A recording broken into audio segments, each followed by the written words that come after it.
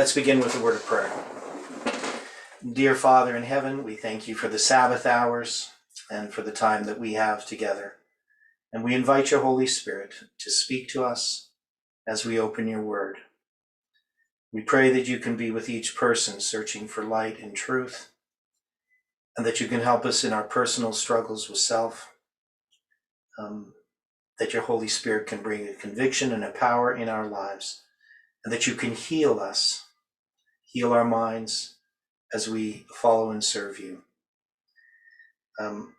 We ask, Lord, that you can be with this movement, with your church, with the people who are struggling because of all of the darkness around them. Help them to see the light and to walk towards it. Guide and direct in this study this evening is our prayer, and we pray this in Jesus' name. Amen. Well, happy Sabbath.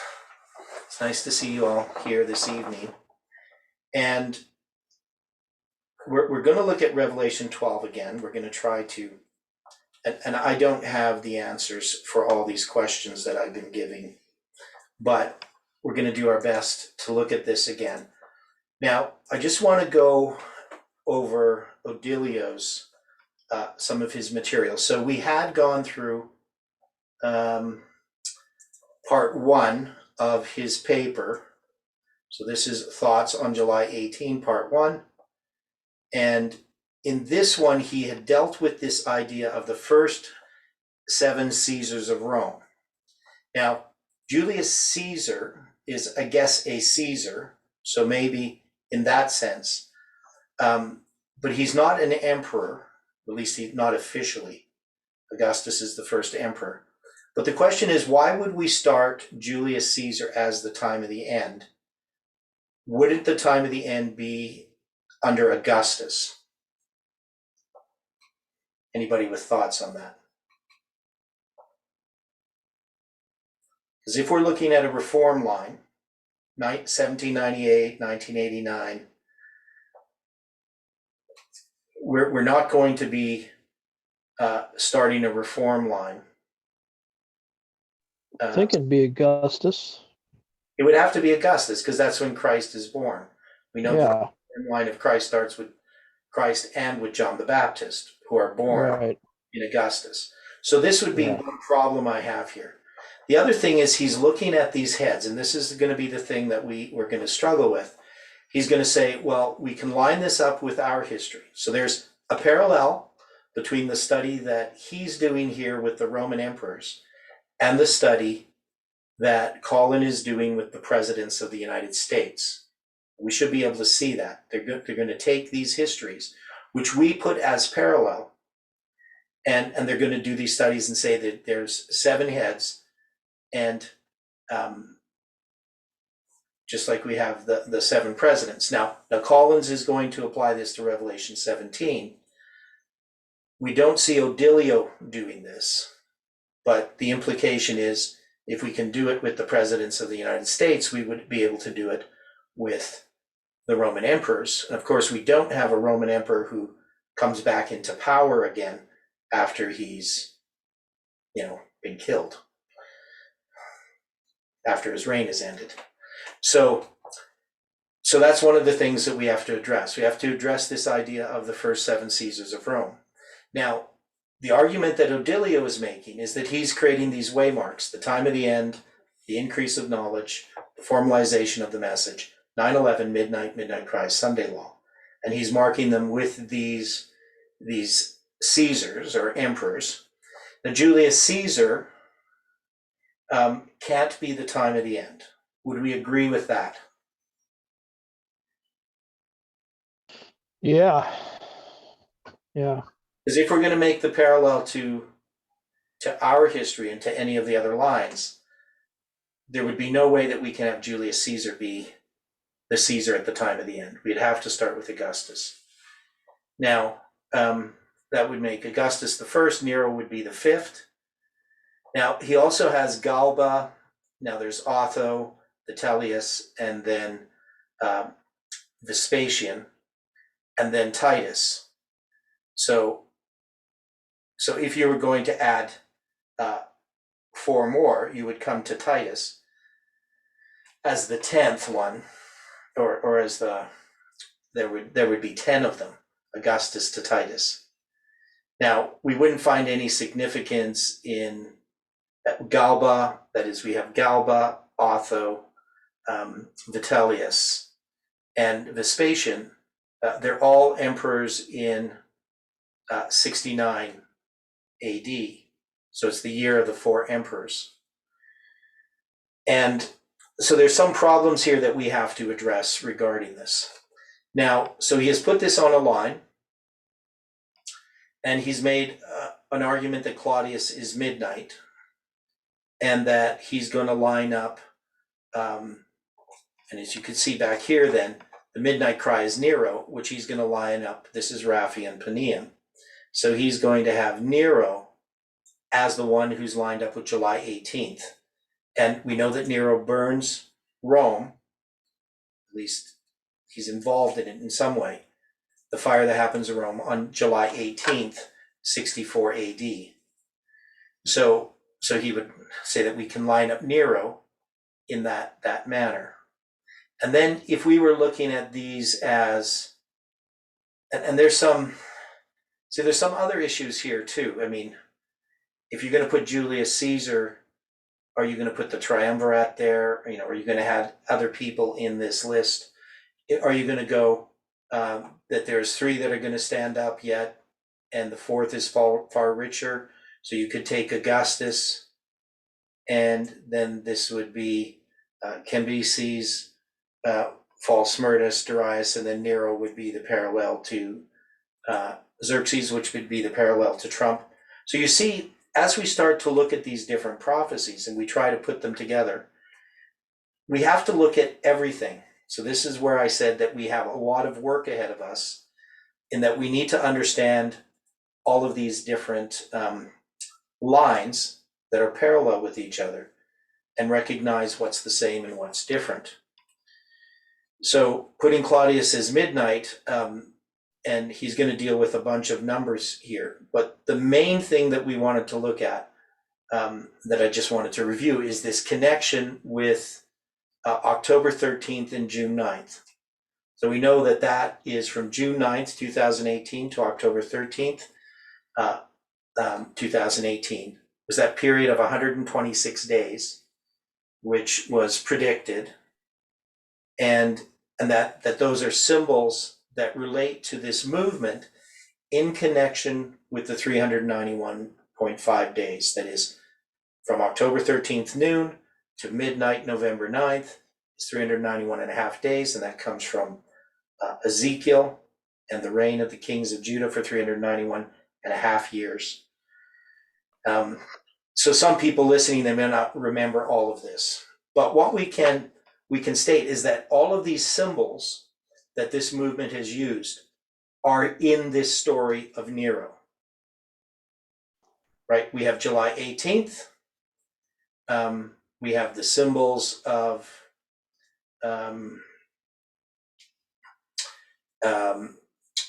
October 13th and June 9th, though in reverse order. And then we're connecting that we were predicting July 18th to be destroyed. And it is July 18th in 64 AD that Rome is burned. And so, we can see those symbols there. And here he's going to show again, this is the Italian camp meeting, June 9th, the 126 days, October 13th. During a presentation of Daniel Machado Pereira, Theodore Turner decides to calculate the number of days until November 9th, 2019, which is exactly 391.5 days. So he has that here. And then the 252 days from November 9th to July 18th, which we call Paneum. And so these symbols exist in this story of Nero, and they exist in our history, and the question is why?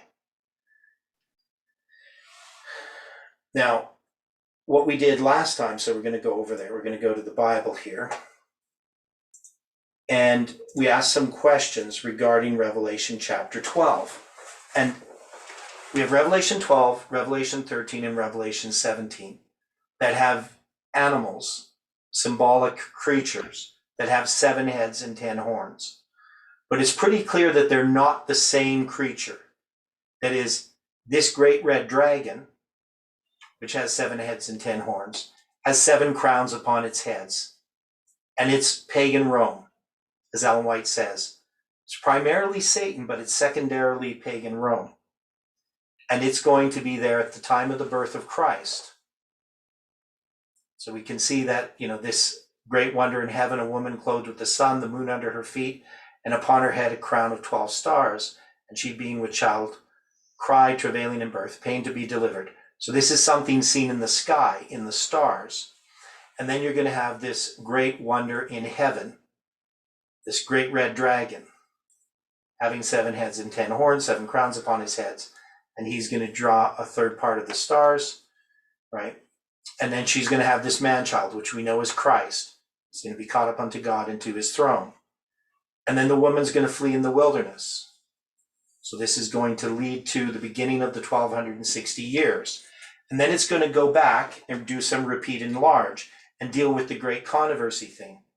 There was war in heaven. Michael and his angels fought against the dragon, and the dragon fought and his angels. So Michael is a name used when Christ is in controversy with Satan. And then it's going to talk about how Christ prevailed. Right? That is, Satan did not prevail. And this would be referring to the crucifixion. Ellen White says that Satan was cast down at the crucifixion in a symbolic sense. And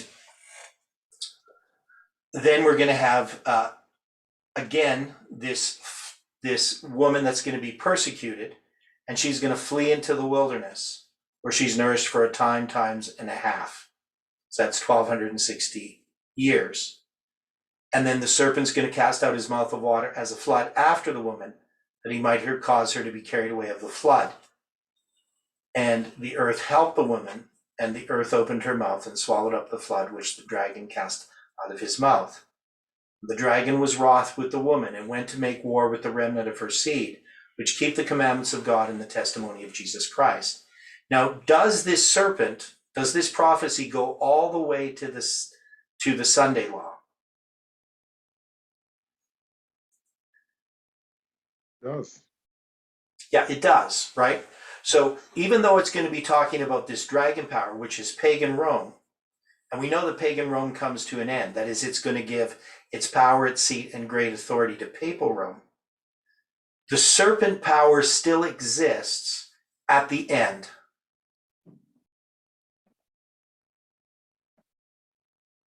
Now, when Ellen White says that this is primarily Satan, but it secondarily is pagan Rome, what does that mean?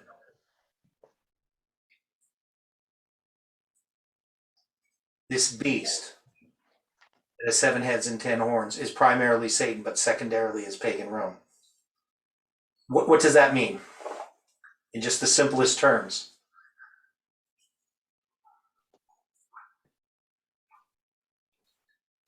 Can we use one for the other?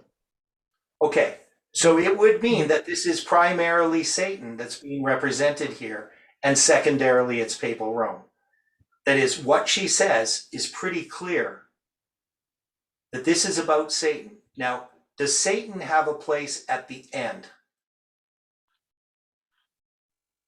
Didn't Rome have a dragon? They represent a dragon? I mean, Okay, yeah, so we know this is pagan Rome. Didn't they have pictures of dragons in pagan Rome? Well, they're more eagles, but Oh, okay. I thought they had but the thing about it here is that this is primarily Satan. And the question I'm asking, now we know that pagan Rome ends, but Satan doesn't end. And he is the one that is going to be persecuting the woman. And the flood, what does the flood represent?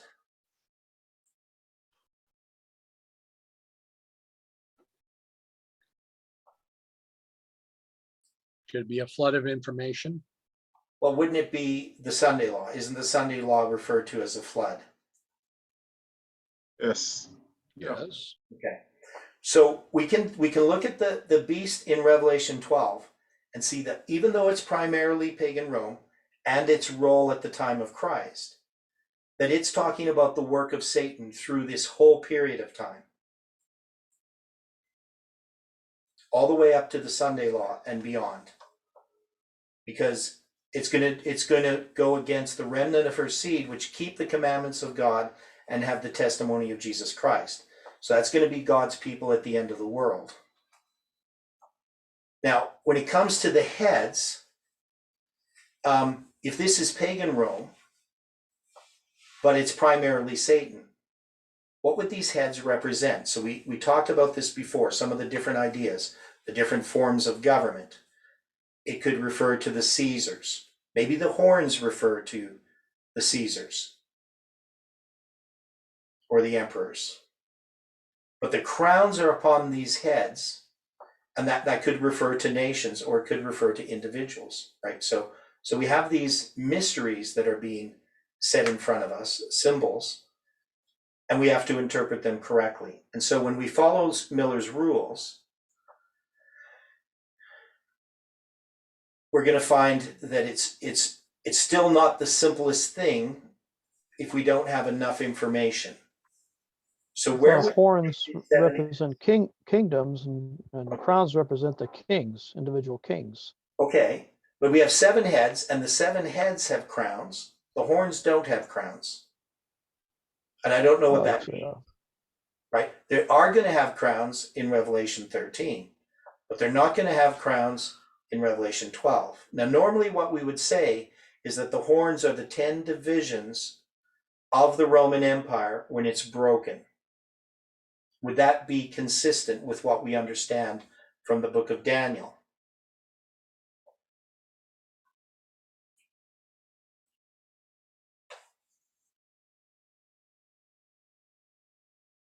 I'd say so. Okay. Yeah, so we can see that there's in the book of Daniel, when we look at the prophecies relating to these kingdoms, we can see that Daniel gives us Babylon, Media, Persia, Greece, Rome, and then pagan Rome.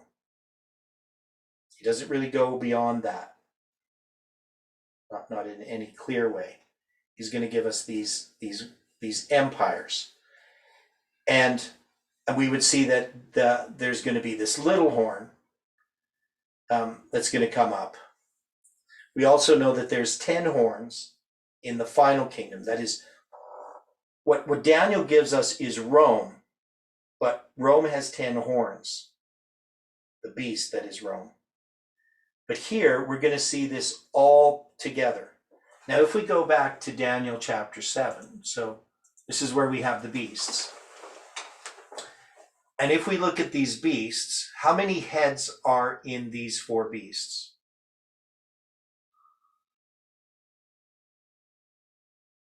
You have a lion. It has 1 head. There's another beast, a bear. It has a head. How many heads does the leopard have?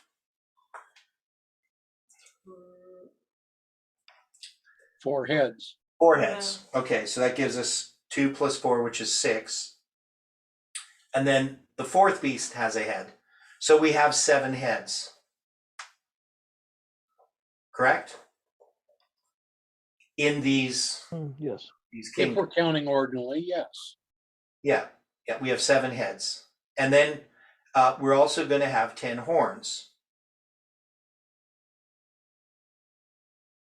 Right? It just says that this diverse beast has 10 horns. So in these 4 beasts, we have 7 heads and 10 horns. Now, we know that there is going to be, now it's considered the horns, behold, there came up among them another little horn, before whom there were 3 of the first horns plucked up by the roots. And behold, in this horn were eyes like the eyes of a man, and a mouth speaking great things. So remember those pictures of this little horn with the mouth, right? And sometimes with papal tiara on or something like that. So when we look at this horn, we know that, I mean, technically, if you have 3 horns being plucked up and another little horn, I mean, you could say that there's 11 horns. But we know that the 10 horns is the division that's going to occur in Rome, right? It symbolizes that. That's how we understand the book of Daniel, Daniel chapter 7. And so we're going to look at that when we look at 13. But also when we look at 12, we can see that there is 7 heads and 10 horns. Now, could we argue that Revelation chapter 12, that these 7 heads represent the head of Babylon, the head of Medo Persia, the 4 heads of Rome, and then the head of Greece, pardon me, the 4 heads of Greece, and then the head of Rome. So you're going to have 7 heads, Rome being one of the heads, because this is pagan Rome. Could we argue that if you're taking the vision of Daniel 7, that you could name those heads that way? Is that possible? I'm not saying is it correct, but is it possible? It seems likely at this point. Okay, well, I don't know if the heads represent the Greeks, yeah, Medes, and but we know this is pagan Rome. Now, what Rome does is Rome incorporates elements of Babylon, right? What does it inherit from Babylon?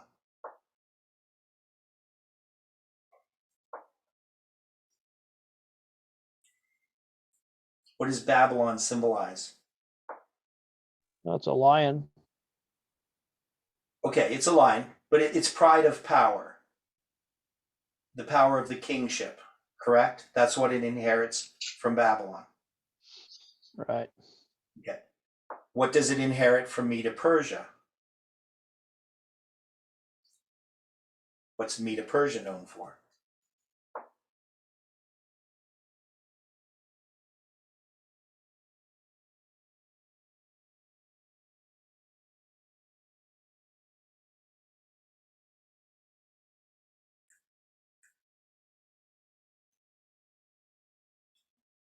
Would it be its legal system? Does Rome have an advanced legal system? Yeah, they come up with the Senate.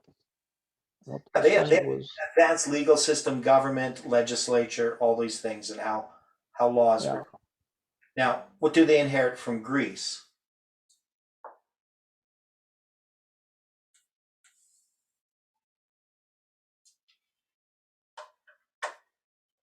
Education. Okay, education, right? Systems of logic, science, reason, all those types of things. Philosophy. Yeah, so those are all. They had a kind of democracy kind of government too, didn't they? Yeah, they also inherit the forms of government, which has to do with democracy. That's a Greek idea. What else?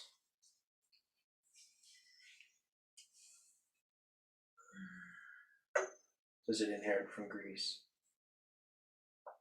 What about art and culture? Mm-hmm. I'd say definitely. Yeah. Greek is big on that. So it inherits also religion. I mean, basically, the Roman gods are just the Greek gods, are they not? Given Roman names. That way, yeah. Isn't Roman mythology just Greek mythology? Yeah, Rome's descendants of Greece. Yeah. I mean, you can take the Greek gods and you can just see the Roman gods are the same gods, just given Roman instead of Greek names. Okay. Anything else that they inherit from Greece?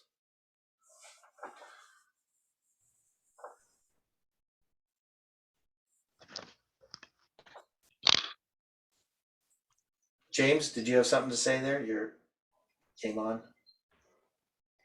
No, I just got on it, so Okay. it comes on with my mic on. So Okay. Yeah. So anyway, Rome inherits all of these things because Rome, both pagan and papal Rome, have the characteristic of assimilation. That is, they don't impose their religion on other people. They allow people, in a sense, to be independent. What they want is the money, right? But they do it in a way that's not oppressive. And so people want to become part of the Roman Empire, for the most part. People want to be Romans. It brings civilization. And so I don't know if you could say that there's 4 heads that are inherited from Greece, but maybe it's possible we could break it down into 4 things. Religion, government, legal system, art and culture, How do they do it? education. That's not oppressive. I'm confused. Rome?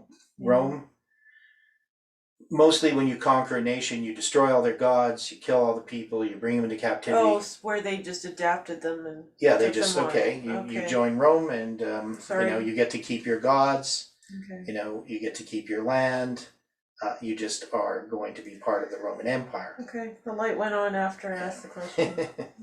They build roads and they create trade, and you become prosperous. It's like the same thing Walmart promises when they're going to build a store in your little town.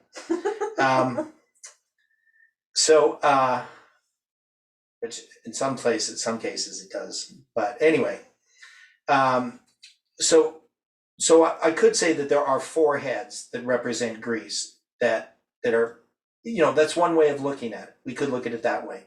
Now, the Bible doesn't really clearly tell us here, though, what the 7 heads are in connection with Revelation chapter 12. It doesn't lay them out. Now, they could also be 7 emperors.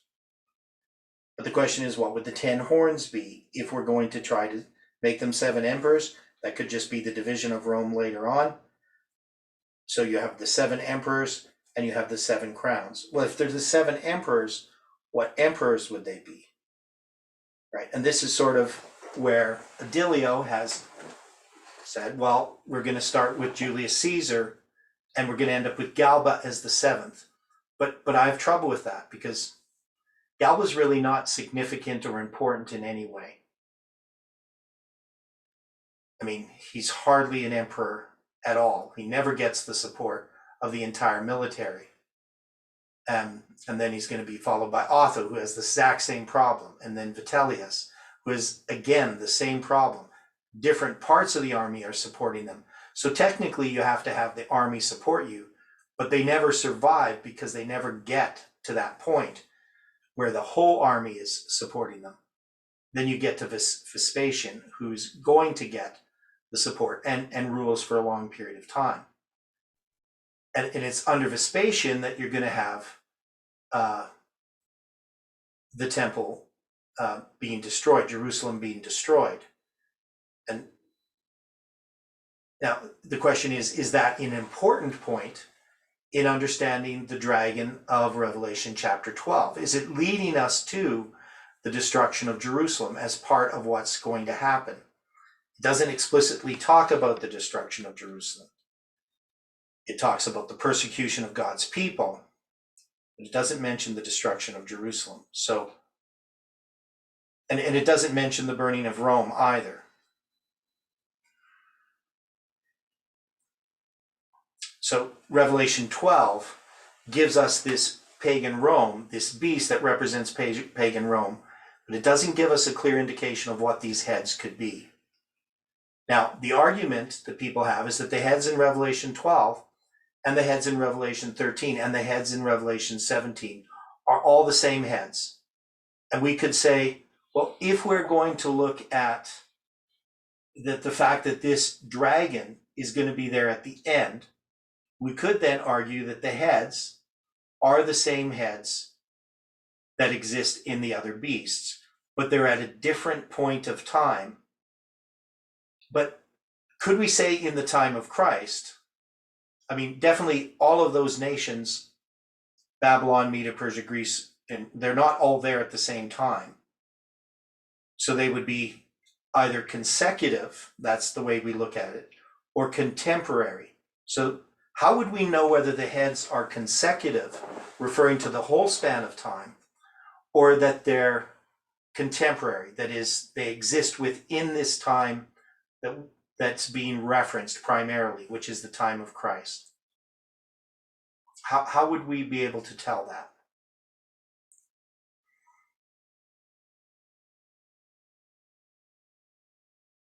Have we ever looked at the 7 heads as contemporary before? That they You mean exist. modern wise? Well, that they all exist at the same time. Yeah, I used to believe that. So, I'm not so sure anymore. or at least within a short period of time. So we would say that generally they're consecutive, but the Millerite interpretation was it referred to the 7 forms of Roman government. But the problem I have with that is it's kind of an arbitrary list of the 7 forms of Roman government. And then they have the 10 horns as being the division of Rome. And 10 horns refer to its universal power as well. So even whether you look at the 10 horns at the end, 10 represents the fact that it's an empire. So in trying to, what's that? It'd be nice to pinpoint those. I know. See, definite, definite. But see, I don't have the answer to this. So I'm asking questions that, and I don't really like asking questions that I don't have the answer to. I don't want to put, have everything up in the air, so to speak. But we can ask these questions, and maybe as we start to go through Revelation 13 and Revelation 17, it'll be a little clearer. I'm just going to bring up this list again of these emperors. So in the top list, which is the one I prefer, we have 10 emperors. And, could we argue that these 10 horns represent the emperors from Augustus to Titus? And the reason why I would put Titus there, even though Vespasian, it's in his reign that Jerusalem is destroyed, Titus is the general who brings about that destruction. And so Augustus, the top list is what you put down, right? Yeah. And the bottom list is Odilio's? The bottom one is just, that's kind of Odilio's with the extra ones at the end. So Odilio deals with these 7, but he doesn't deal with Otho, Vitellius, and Vespasian as being part of this, right? That is, he's going to have Nero as the 6th.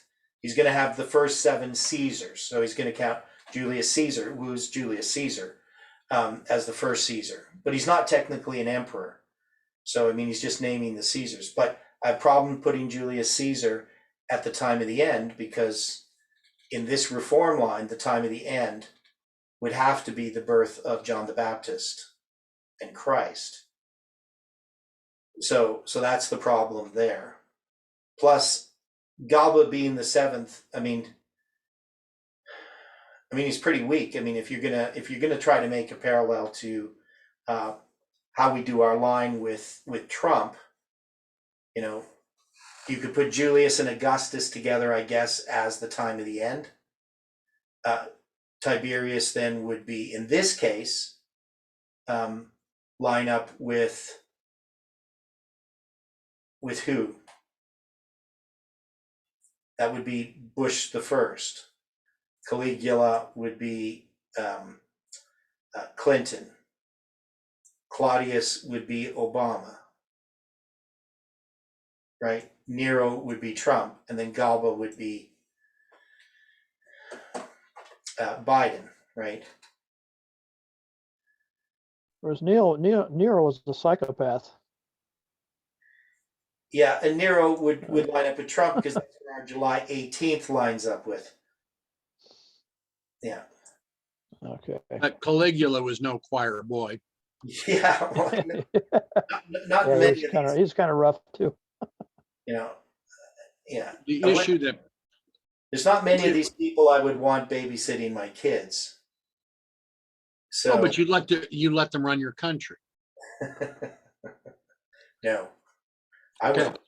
Now, do I understand it correctly that Galba, Otho, Vitellius, and Vespasian are all part of the year of 4 emperors? 69, yeah. Okay. But see, the issue that I have in trying to bring Julius Caesar into this Yeah, is he was appointed dictator. yeah, He was never an emperor. right. Now, he does have a title of Caesar. Agreed. So But if he's then arguing that these are the first Caesars, I mean, technically, I guess they're all Caesars. But while the technicality is there, right. But it is with Augustus that we begin the Roman Empire. right, exactly. So I mean, a person could argue just somebody with the title Caesar in their name. But the real problem I have is that the one who's at the time of the end is Augustus. Julius Caesar's not addressed in biblical prophecy in that sense, in relationship to the time of Christ and the line of Christ. Because the Bible gives us Caesar Augustus. Exactly. Yeah, so that to me would be the time of the end. And that's why I have this list here. Now, I put the 10 here to say, well, maybe these are the 10 horns, could refer to these kings. But the heads are the ones with the crowns. And so what I'm arguing is that the heads and the horns represent the same thing, except that the heads represent Augustus, Tiberius, Caligula, Claudius, Nero, and then Vespasian and Titus. But Galba, Otho, and Vitellius are not one of the heads. That is, they never fully, even though they kind of are the emperors temporarily, they're actually they're in conflict with each other this whole time, and none of them ever get the entire support. So technically they are emperors. That is, they hold that power, but for very brief periods of time. Okay, but Right. let's look at another point. Okay. How much intercourse did Galba, Otho, and Vitellius have with the Jews? None. Okay, how much do we find in Scripture about Augustus? Quite a bit. How about Tiberius? Yeah.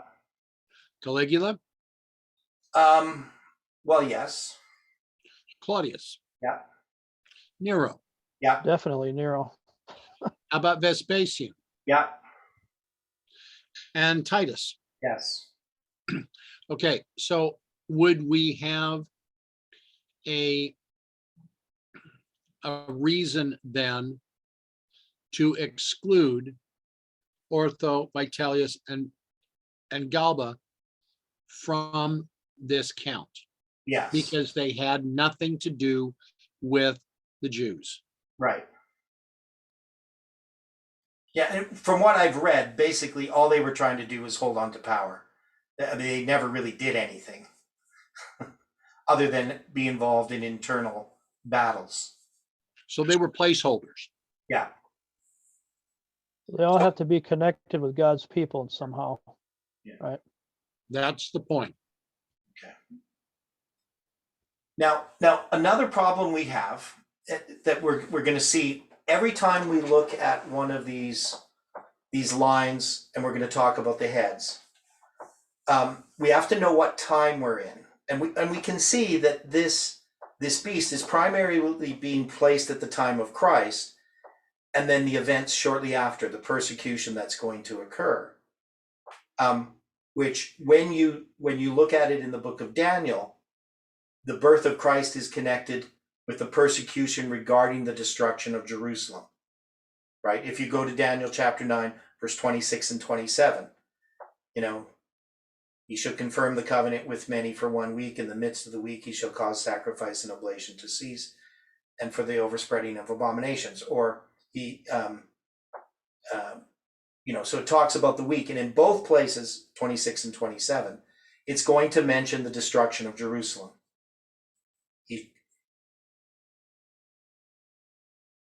After 62 weeks shall Messiah be cut off, but not for himself. And the people of the prince that shall come shall destroy the city and the sanctuary, and the end thereof shall be with the flood. And so we can see that the flood there is the destruction of Jerusalem, which is typifying the Sunday law. So when we have this flood that's mentioned in Revelation chapter 12, we could argue, and so I'm looking at these different arguments. I'm not saying that any of these are right, but when we look at what's happening here, Ellen White applies this Satan being thrown down to the crucifixion, and then he's going to persecute the woman which brought forth the man-child. So we know that persecution is going to happen. Now, ultimately, the woman is going to flee into the wilderness for 1260 years. So that's going to be addressed as well. And a flood is going to happen at the end of the world. And so could we see here that there is a symbolism relating to the destruction of Jerusalem? How long is it between when Jesus talks about the destruction of Jerusalem? What specifically does he talk about? Does he talk about, when he's talking about the destruction of Jerusalem in Matthew 25, is he talking about the destruction of or Matthew 24, pardon me. Is he talking about the destruction of Jerusalem at that time in 70 AD, or is he talking about the end of the world? End of the world, mostly. Okay. Well, he's talking about both, though, correct? Correct. Right? So when he's going to talk about let them which be in Judea flee into the mountains, he's going to be talking about, and the abomination of desolation in verse 15, that's going to be 66 AD, correct? Yes. At Cestius. That's going to be, what time of the year does Cestius come against Jerusalem? In 66 AD. What time do you do?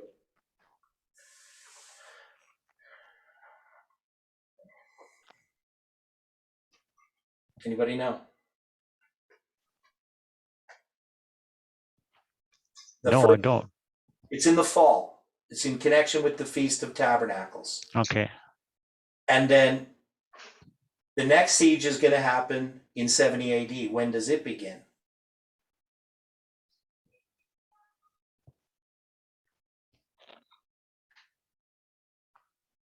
That's wouldn't that be in the springtime? In the springtime, in connection with the Feast of Unleavened Bread. Correct. So how many years is that?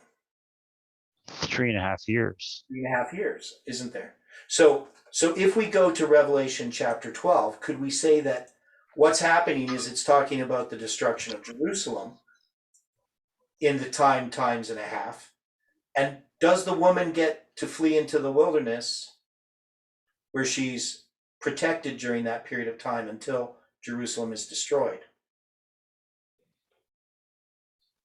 So yes, all the Christians escaped. Right. So you can see how this is typical of what's going to happen at the end of the world. And that 3.5 years between the two sieges is typical of the 1260 years.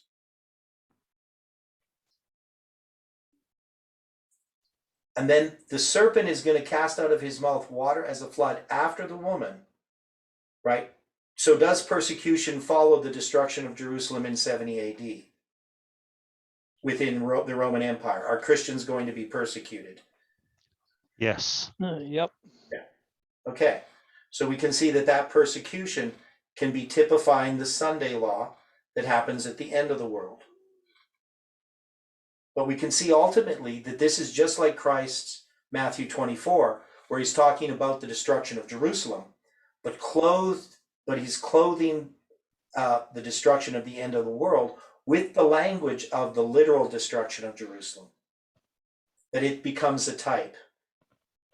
And that could be happening here in Revelation chapter 12.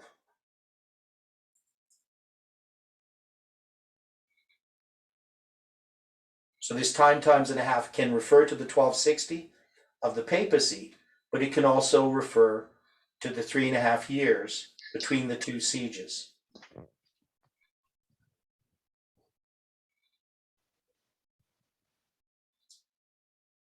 Is that possible?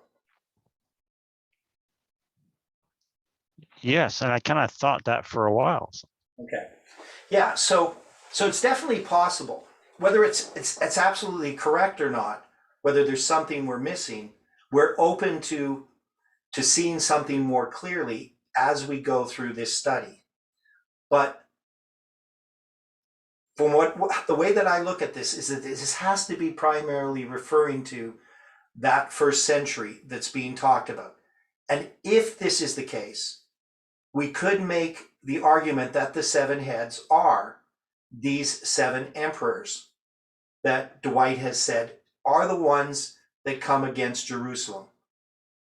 Galba, Otho, and Vitellius don't have that opportunity because all they're trying to do is hold on to power. But there are 10 horns. Now, whether those 10 horns refer to just the universality of the Roman Empire, but they don't have crowns, so I don't know if there's a necessity to take those horns and place them also as emperors, because the horns don't have crowns. But later in Revelation 13, we're going to see that the horns do have crowns. And those horns that have crowns then are the divisions of the Roman Empire that come about and at the beginning of the rise of the papacy, right? So in Revelation 13, I stood upon the sand of the sea and saw a beast rise up out of the sea, having 7 heads and 10 horns, and upon his 10 horns, crowns, or upon his horns, 10 crowns, and upon his heads, the name of blasphemy. So what would the heads be that have the name of blasphemy during the time of the papacy? It would have to be the kings that support her. Okay, so this could possibly refer to kings, either to kings or to popes, right? So we did a study on the popes that was Ralph Meyer's study. And, the question is, is that a valid thing to do? Now, he's applying it mostly to Revelation 17, though he applies it to Revelation 13 as well. And he uses Revelation 13 because he's going to have the names, the number of their names add up to 666. But he's going to take these heads as the papacy's heads that are going to occur from 1798 up until the final pope, which he's going to have as Pope Francis. And we looked at that. And he's going to just take it, these heads refer to the name of these popes, not to individual popes. That is, he's not having 7 individual popes. But there is some things about what he does that is, I think, I'm not saying that he's correct, but I think he was onto something, and that we may not fully understand it. Some people might have a trouble with that, of what I'm saying about that. But I never liked the idea that we picked the heads and said, these are the popes since the council that they had there. What was that called? Council of Trent? No, in 19 All that in was the 1920s there. Just the name of it. after the fact, yeah. That's when the Pope got his power back again, whatever that's called. The treaty with what's his name? The head of, Talking about. The- That's 1929, right? Yeah, 1929. What's it called? yeah, Took my tongue. I know. That's the problem I always have. When I try to search for a name, I search in the panic box in my brain. And no names are ever in that box, but that's always where I search. he was So president of yeah, it's called Italy. what's that? Oh, the name, you mean the name of the treaty, right? The name of the place. It's I got a just, tip of my tongue, I can't. Was Yeah. it Versailles or no, it's not Versailles. no? Lateran. It's the Lateran Treaty. Yeah, Lateran Yeah. Treaty. Yeah. Yep, there you go. So anyway, there are people who take popes from the Lateran Treaty and try to count them. And I told you the story of our pastor who did a sermon basically all day long trying to prove this point. So he kind of just dumped it all on us at once. And I don't think anybody in our church bought into it. But I never did like that argument. Now, but we could say that the heads must represent in some way the papacy. Now, the traditional view here is that we say the heads are Babylon, Media, Persia, Greece, Rome pagan, Rome papal, the United States, and then the UN. But I don't think there's a good argument to do that in Revelation 13. And why is that? Why would we not put the United States as one of the heads of the first beast in Revelation 13, for instance?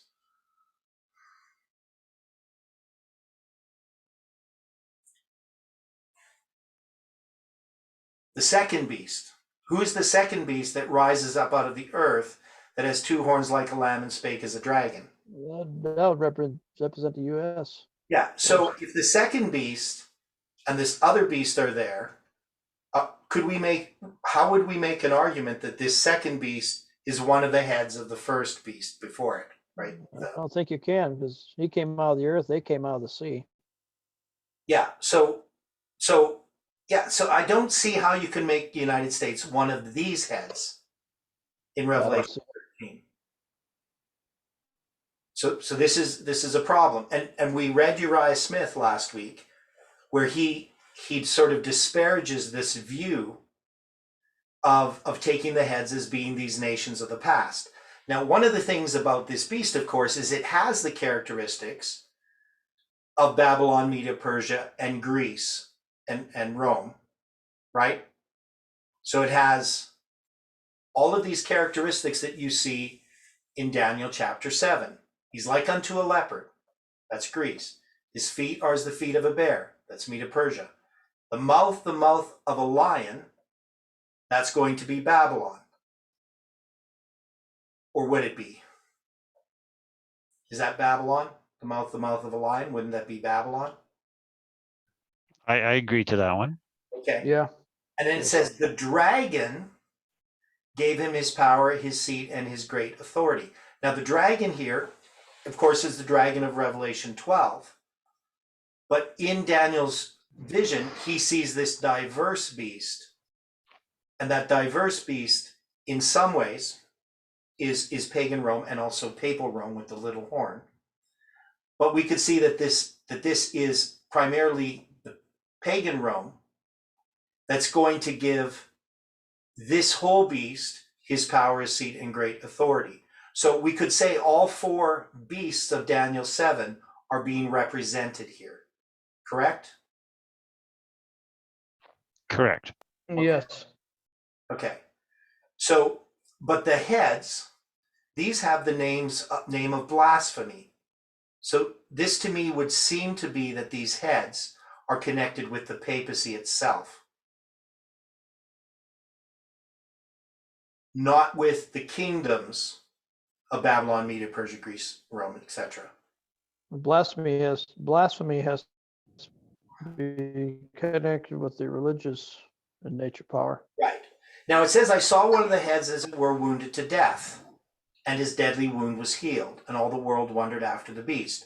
So you have this beast that has 7 heads. And one of the attractive things about saying that this is Babylon, Media, Persia, Greece, Rome pagan, Rome papal, is that we can take papal Rome as one of the heads, and we can mix this with Revelation 17, and we can say, well, this head is wounded, it's the 5th head, and it's going to be resurrected as the 8th head in Revelation 17. But this beast is not the beast of Revelation 17. It exists at a different time. This is a beast that exists during the period of the 1260 years. This is papal Rome. And papal Rome does receive a deadly wound, but it doesn't tell us that that deadly wound is the papacy itself. It's one of the heads that receives a deadly wound. And so the question is, what does this mean? Who are the heads, or what are the heads, or how would we represent them? And I think that what Uriah Smith brings out in his understanding of Revelation 12 and 13 and 17 is that these new views are actually rejecting the principles that were laid down by the pioneers. That is, he's not buying into the view that we commonly accept in this movement regarding the heads. That is, that's a new view. It's not the view of the pioneers.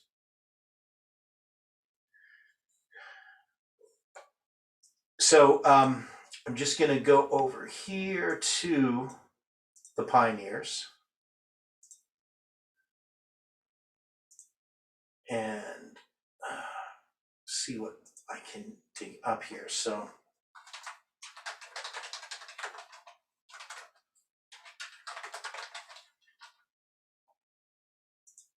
I'll switch screens here as soon as I find this.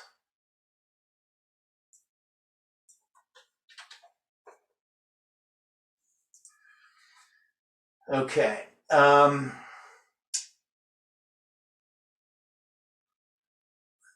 going to get to some original pioneers here.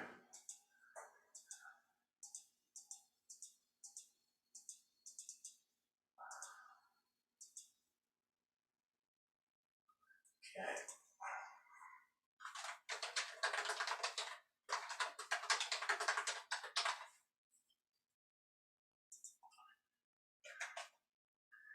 Now, of course, when we look at the original pioneers, see what this gives me here. So we mostly get Uriah Smith. We don't have a lot of stuff, at least that I can get here. 7.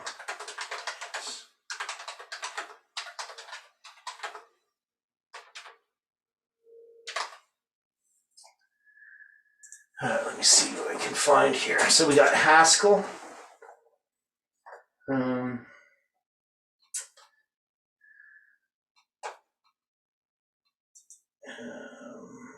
Jones. Okay, so here is Josiah Litch. So we got something. I'll switch over to screens here.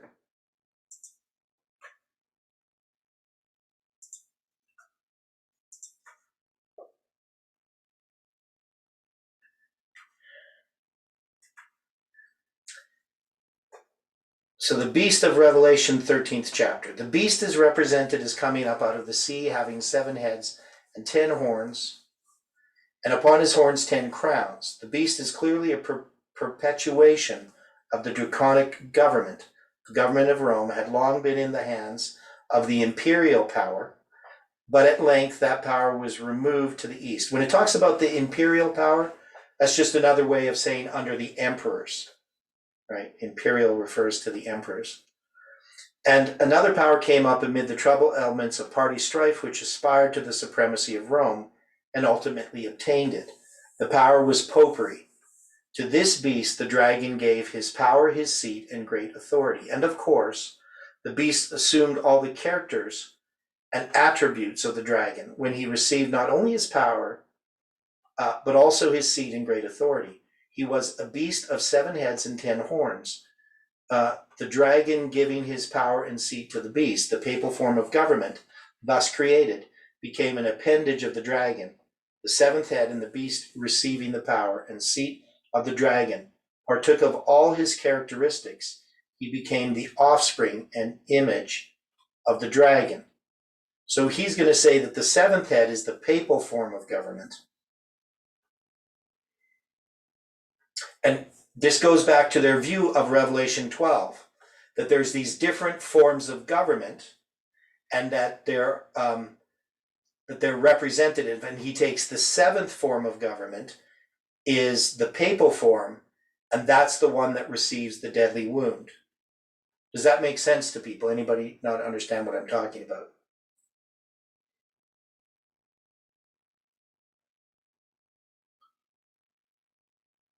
Could you repeat that again, please? Okay. So when we looked at chapter 12, and Uriah Smith was talking about how the pioneers understood the heads of the beast of Daniel chapter 12 and Daniel chapter 13, is that the heads were the different forms of Roman government. And he listed off these different forms. And one of the forms of Roman government was the papal form, which they call the seventh head.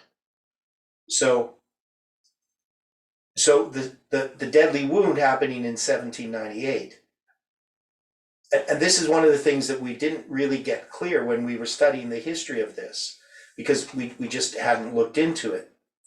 But when they talk about the seventh head, it's not so much that the Pope himself is taken captive, Pope Pius VI by Berthiers. It's that it's the papal form of government that receives the deadly wound.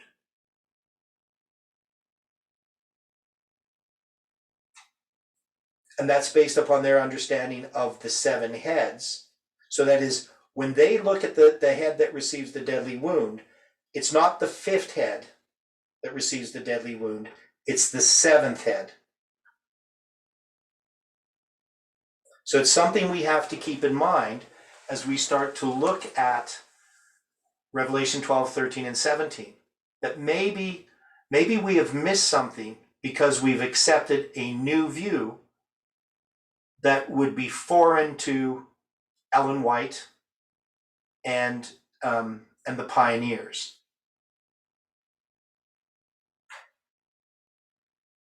It said one of his heads wounded. Right. One of his heads. But the pioneers say it's the seventh. Conclude it's the seventh. Yeah, I agree. It's the seventh. Okay, well, yeah, they say it's the seventh, and that's very possible. But we have always taught it's the fifth head, right? Yeah, that's right. Okay. Now, there's a view which I shared, that some people say, which is a possibility, is that we would go back and look at all of these other nations. We would look at Babel, Egypt, Neo-Babylonian Empire, the Persian Empire, the Greek Empire, the pagan Roman Empire, and the papal Roman Empire as being the seven heads. Because that view developed later. It wasn't part of the pioneers' view. But in both of these, it's going to be the seventh head that receives the deadly wound, whether you believe it's succession of world empires or whether it's the different forms of Roman government. It's always going to be the seventh head that is wounded unto death. But we have it as the fifth head. And that's a new view. Something that was beginning. Actually, if you look at this view of it being the fifth head, does anybody know when that ever came into Adventism? Anybody know? No. It's pretty modern. That is, none of the pioneers would have had this belief. It came up after October 22nd. Well, much after October 22nd, actually in probably within the last 40 years. Oh, really? Yeah. Okay. So it's a new view. That is, not saying it doesn't mean it's wrong, but I'm saying it wasn't understood. If you read old Adventist literature, you're not going to get the idea that the fifth head receives the deadly wound. Now, at least that it became established in Adventism, that it would be just taken for granted. Ideas like this had been developing for a long time. Different people, as Uriah Smith says, different people had different views on how they looked at the heads. And some of them would look at the seventh head as being, so they would look at the sixth head received the deadly wound, and the seventh head would be this one that would rise up, some kind of world government or something. But the idea that it's the fifth head is very modern. As far as I can tell, it's primarily been reported, promoted by Roy Allen Anderson. That's the first place I ever ran into it. Doesn't mean that there was wasn't somebody else teaching something similar, but that's the first time I ran into it, is Roy Allen Anderson. Now he has a different view than ours as well.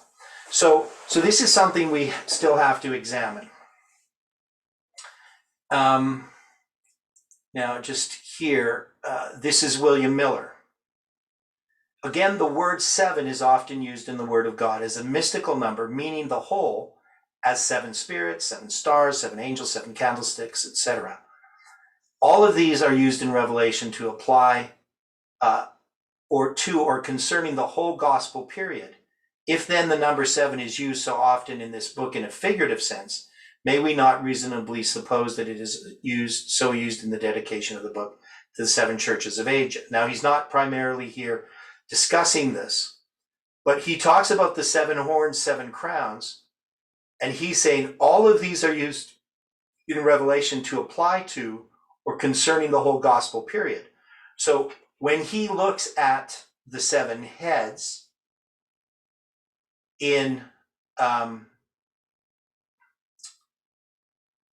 Revelation chapter 12 and 13 and 17, he's going to see them as being the heads of the Roman government, the gospel period, right? He's not going to take these heads and put them back to Babylon, Media, Persia, Greece, and Rome, as we do presently. So you can see he's consistent in that sense with what Uriah Smith is stating and what Josiah Litch states. And this is the Uriah Smith one again, dealing with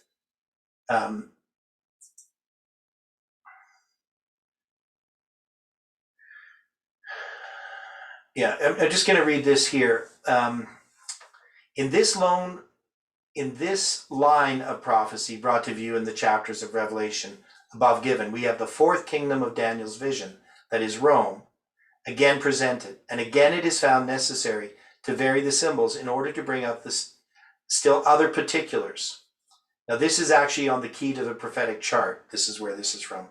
Concerning this strange and complicated power, Satan's masterpiece of earthly kingdoms, the 3 preceding kingdoms, Babylon, Media, Persia, and Greece, having passed away when John lived, through whom the book of Revelation was given, he commences with Rome in its pagan form, chapter 12:34.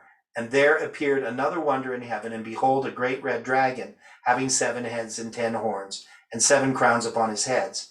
It will be observed that this dragon has the same number of horns that the nondescript beast of Daniel 7 does. The new feature that is here introduced is the 7 heads, which are supposed to mean the 7 forms of government that have existed in the Roman Empire.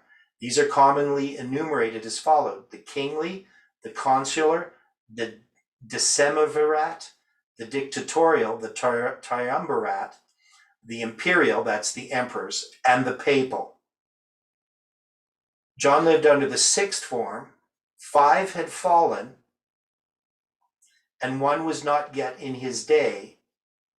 So you can see in this context, the one that receives that deadly wound is the 7th, not the 5th. This makes sense what he's saying. 5 are fallen, and 1 was not yet in his day, and the dragon, Rome pagan, stood before the woman, the church, to devour her child, Christ, as soon as it was born. So in Uriah Smith's understanding, which is the pioneer understanding of this, John is saying in chapter 17, 5 are fallen, 1 was not yet in his day. But in chapter 13, when the one that receives the deadly wound, that's not the one that was fallen. Does that make sense of how Uriah Smith sees it?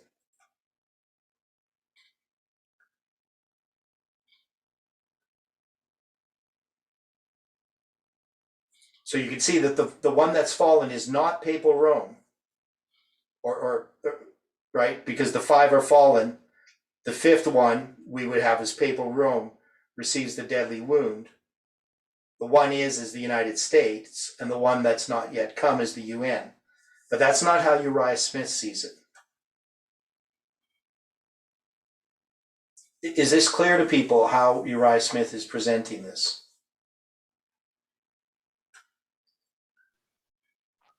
Yes, but he's looking at Revelation 13, and when we look at the 7 horn, Revelation 17, it has 7, and then of the 8th, and that's a difference. So Okay, so he puts them all together.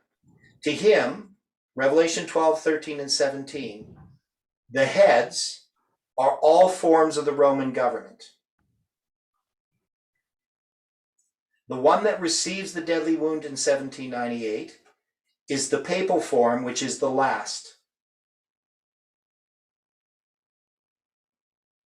Right? So it's not the 5th that receives the deadly wound. See, we put the one that receives the deadly wound and the 5 that are fallen. The 5th one receives the deadly wound in our understanding of it. But in Uriah Smith's, it's the 7th that receives the deadly wound. So when it talks about 5 are fallen, it's talking about in the time of John. And he's living in the time of the imperial. Right?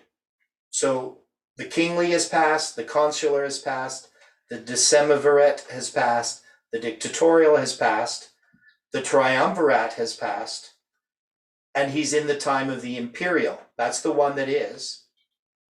And the papal, the one that is not yet in his day, is in the future.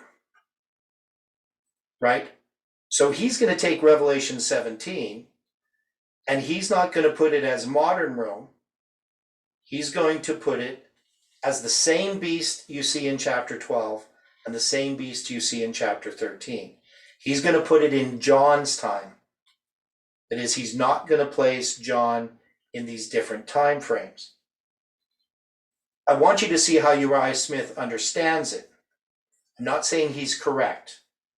That is, I believe that God was leading the Millerite movement, and Uriah Smith is just presenting the view of the Millerites here. He's not presenting some new view. He's presenting how Miller would have understood it, how Josiah Litch would have understood it, how Hiram Edson would have understood it, how James White would have understood it. So this view is going to develop over time, but in this context of how they understood it, the beasts are all in John's day, but they're showing different aspects. That is, even when they show the papal, it's in the context of John seeing it from his point of view, from his time. So even though Revelation 13 is referring to the end of the 1260, according to Uriah Smith's understanding, he's seen something in the future that's going to happen during that 1260 that's talked about in Revelation 12. That is, pagan Rome's going to give the papacy its power seat and great authority. So that's going to be future from John's day. He's not talking about something that's past. He's not in 1798 looking at Revelation 13, seeing it as present tense to John. So that's a difference that we have. And I think it's important that we understand this, that we go back and we look at what the pioneers said, and we try to understand what light God has given us that's correct and what things are not correct. And what do we do to do that? What is given this movement so that we can separate the precious from the vile?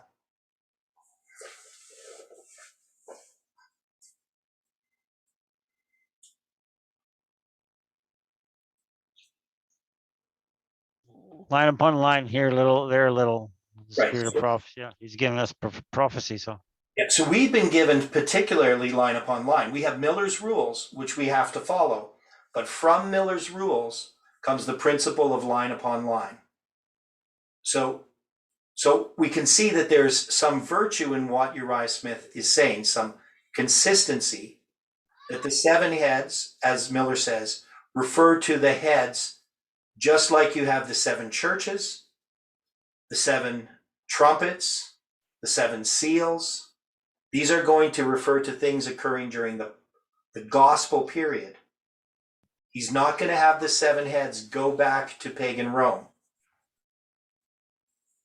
In church history. Yeah, I could see what he's saying, so. Okay. So I think there is some virtue here in that I think there's more that we can see than they could see. But we have to be willing at least to look at this and examine what we believe. And I'm going to try to track down as we go through these. I don't like to spend a lot of time looking at what other people have said, but I do want to try to track down how the view came that we understand presently about the 5 that are fallen. So I want to give you some of that history so that we can examine the different arguments that were used. Now, I thought it Harry Robinson. Who's this? I always thought it came from Harry Robinson. Okay, who's Harry Robinson? He's the one that came up with the Revelation seminar, how they do it now. I don't know. I'm not sure, but Yeah, I've never heard of him. maybe you can look him up and see if,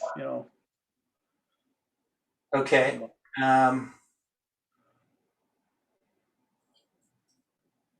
So he did Accent on the Apocalypse. So he's the guy who you're saying did all of these Revelation seminars. Yeah, he was the one that started the. Everybody took after him. Yeah, well, I wouldn't think though that he, he created the idea, but probably the Revelation seminars have helped promote it amongst Adventism. Now, I remember shortly after I became an Adventist, I was visiting my grandmother, and I was looking through her library, and I noticed there was a book called something about the light of prophecy, or Our Day in the Light of Prophecy. It was a book, an Adventist book from the 1920s, and my grandma had this in her library, and so I read it, and I got a view of how Adventists looked at prophecy in the 1920s. I don't remember every detail of the book. There's some things that jumped out at me. One is they were looking at the League of Nations as being this fulfillment of this one world government, like we would look at the United Nations.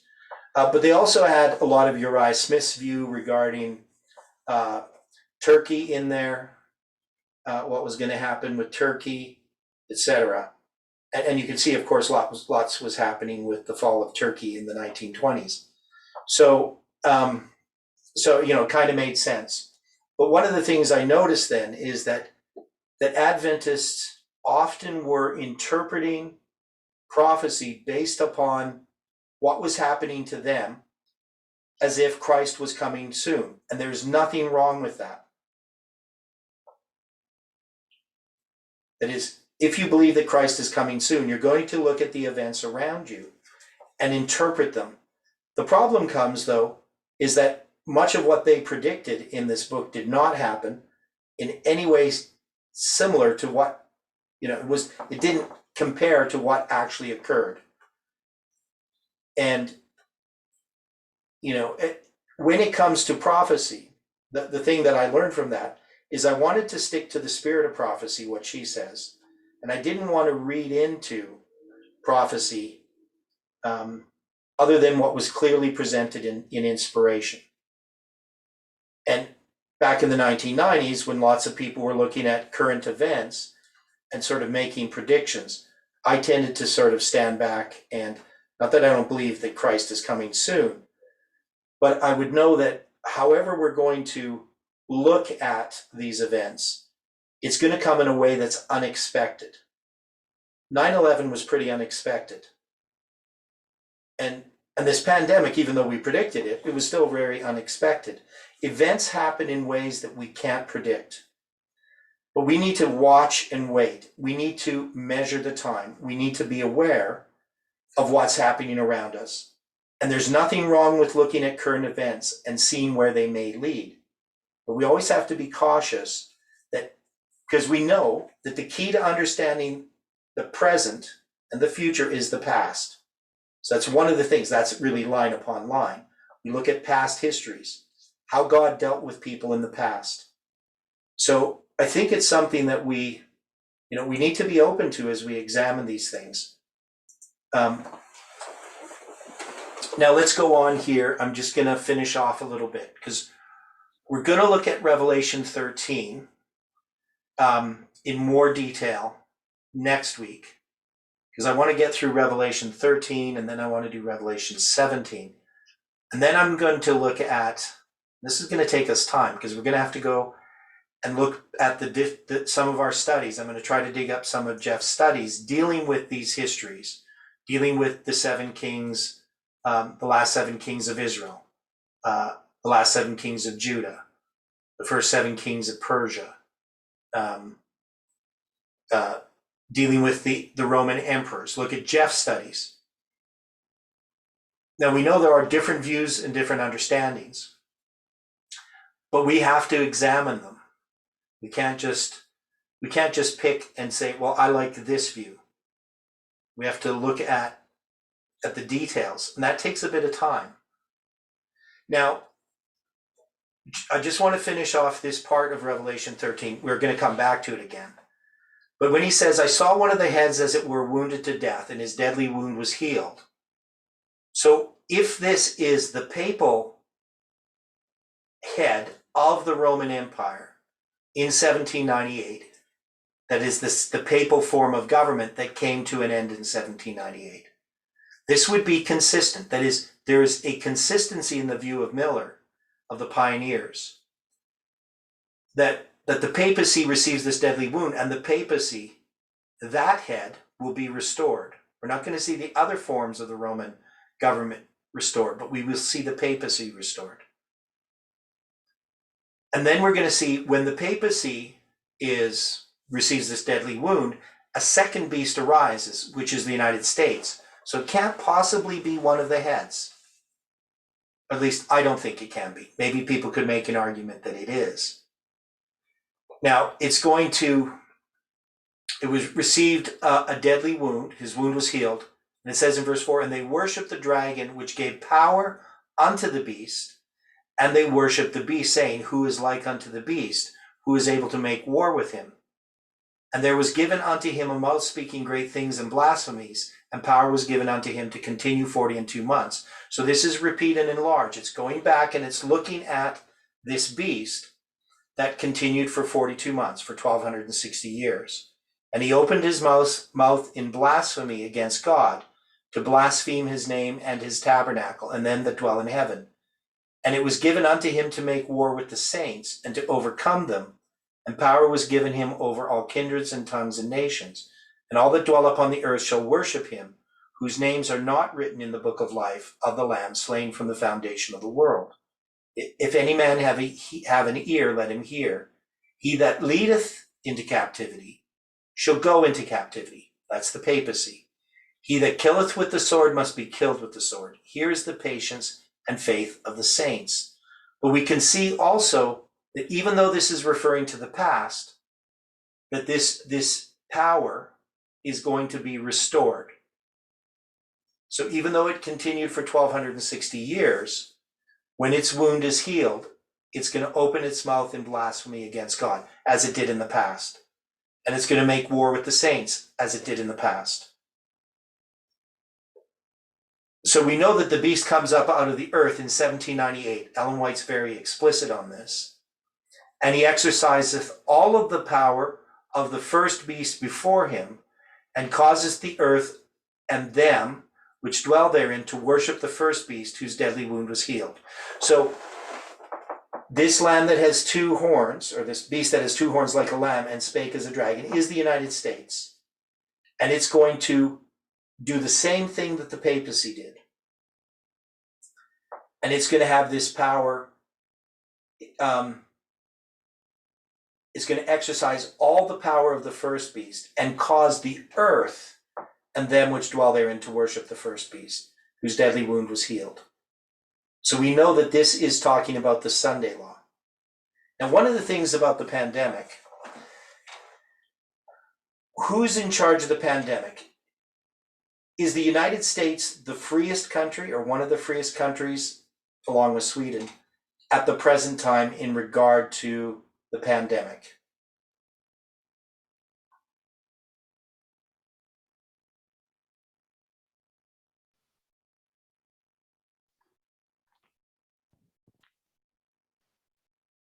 No, I don't think they're one of the freest countries with regards to the pandemic. No.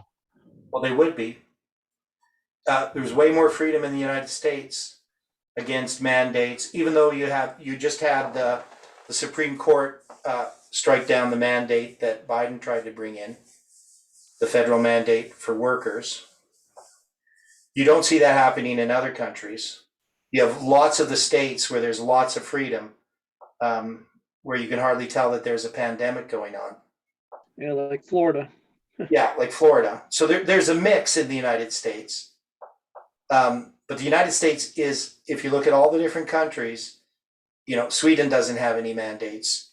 Yeah, I was going to say Sweden would be the one. Where but I'm saying that what we can say is the United States is not exercising the power of the first beast and causing the earth and them that dwell therein to worship the first beast in this pandemic. Even though it's a type of the Sunday law, we don't see the United States as the leading power in what's happening in the world today.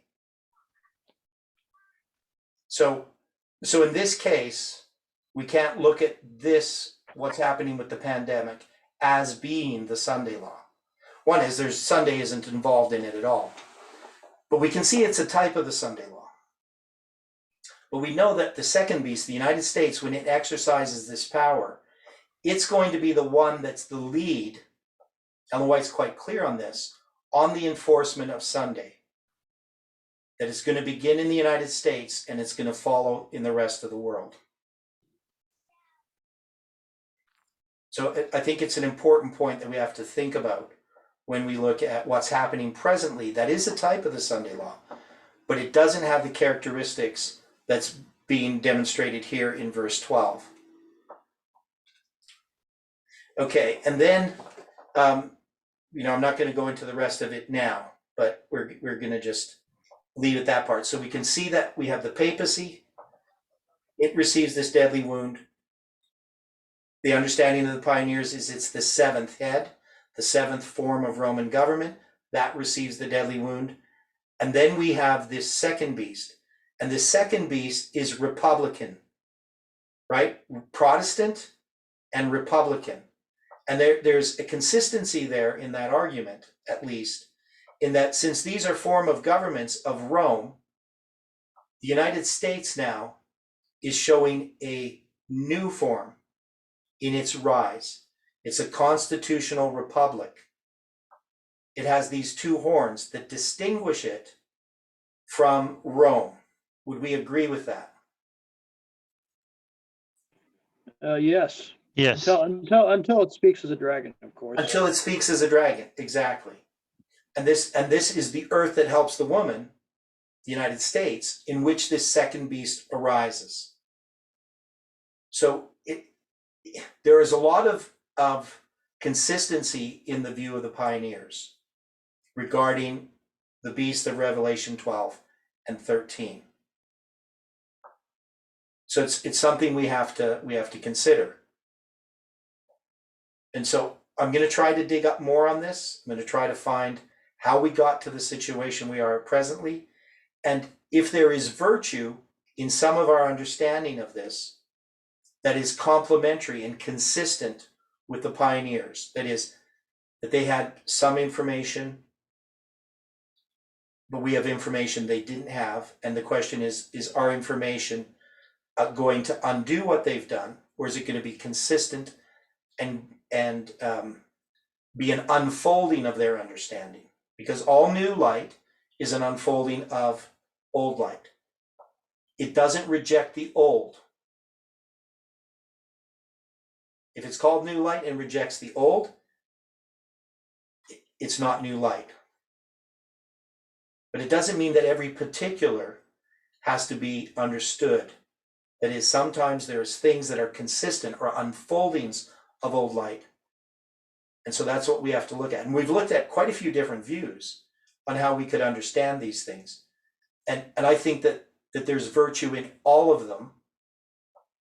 And I think that we can look at these heads as the forms of Roman government, but we could also look at them as Roman emperors. That is, we can take these symbols, because symbols can have more than one meaning, and we can layer these other histories, these other understandings over top of the pioneer understanding and see a consistency. I believe that we can. We just have to do it slowly and carefully and prayerfully. Any final comments on this? I know it's an incomplete study. I hate having people hanging there.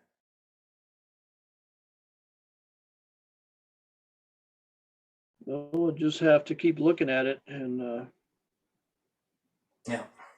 studying it. Yeah, and I really appreciate people sharing what they find.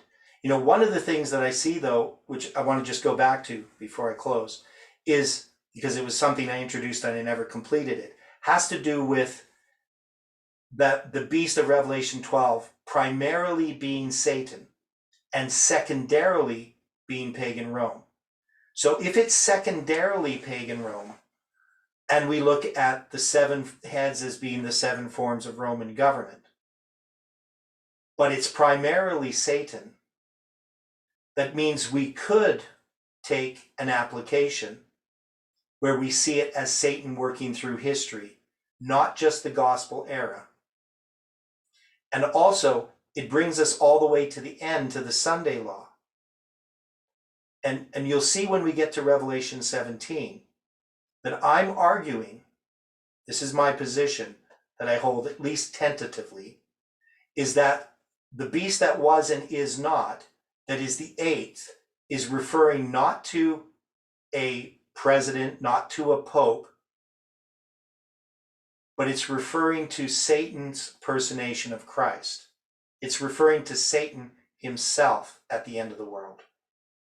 And we can see that Satan is, the eighth, is the beast that was and is not. It's not, and the beast that was and is not is the satanic beast. That is, it's referring to Satan himself, not to one of the heads that was and is not. Right. So We know he's going to impersonate Christ. What's that, Jeff? Well, we know he's going to impersonate Christ. We know that. And Right. so you might have something there. Yeah, because we forget about the Antichrist in this whole thing, because we know that the eighth isn't one of the heads, but he's called the eighth because it's Satan's kingdom when he is finally in charge, personally, after the close of probation. And he's going to be behind what happens in that threefold union. So we'll see that more clearly as time goes on, I believe. Now, that's where I'm tentatively taking the position, but we may find that, you know, there's something else that I haven't seen. But I've spent a lot of time studying it. It doesn't mean I'm right. So we need to go through this together. So I appreciate everybody's comments, and we need to close with prayer. Dear Father in heaven, thank you so much for the Sabbath and for the precious hours of fellowship. We invite your Spirit into our hearts, into our homes, into our thoughts. We ask, Lord, that we can receive the conviction that you bring us, that we can trust in you, and that you can continue to work in our lives. Be with us in our fellowship, and may the Sabbath truly be a blessing. And we ask this and pray in Jesus' name. Amen. Amen.